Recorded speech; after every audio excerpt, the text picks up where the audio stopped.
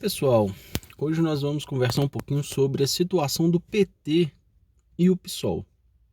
Nós estamos vendo uma realidade bastante interessante, né, que diz muito sobre os petistas e a forma que eles encaram o poder. Pegando exemplos de grandes capitais, né, São Paulo é emblemático, Minas Gerais, Belo Horizonte é emblemático. Em Minas, né, nós temos a Áurea, né, como candidata. Nós temos também em São Paulo Boulos como candidatos do PSOL. E são pessoas com mais importância política do que os candidatos do PT. O PT está mantendo candidaturas, não está apoiando essas duas chapas e provavelmente terá um resultado pífio se comparado com as pessoas que estão ali se candidatando pelo PSOL.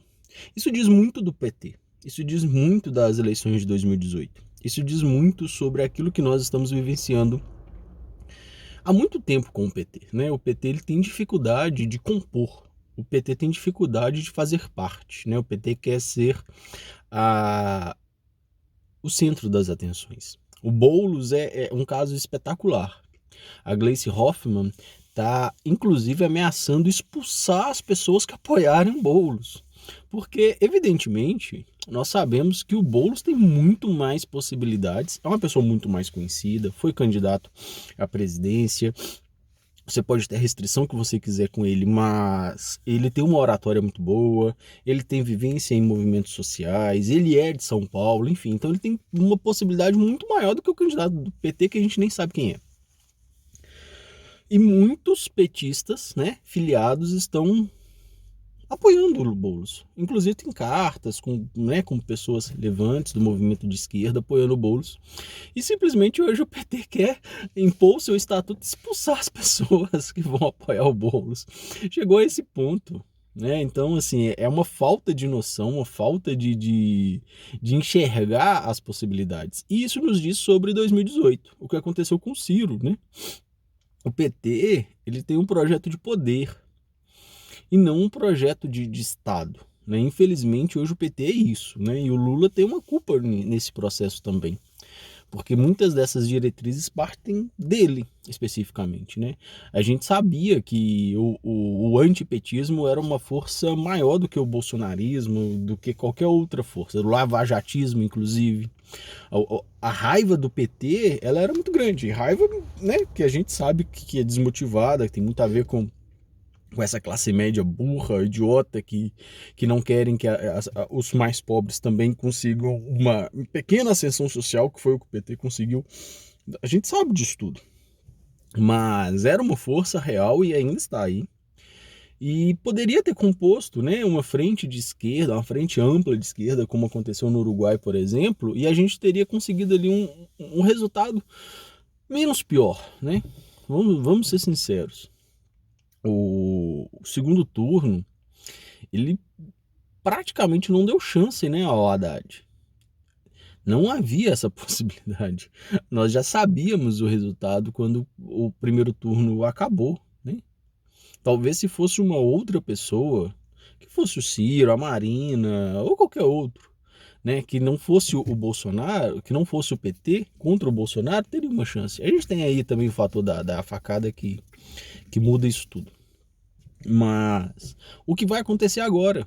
Né? São Paulo, por exemplo, teria a possibilidade de ter o Boulos competitivo, né?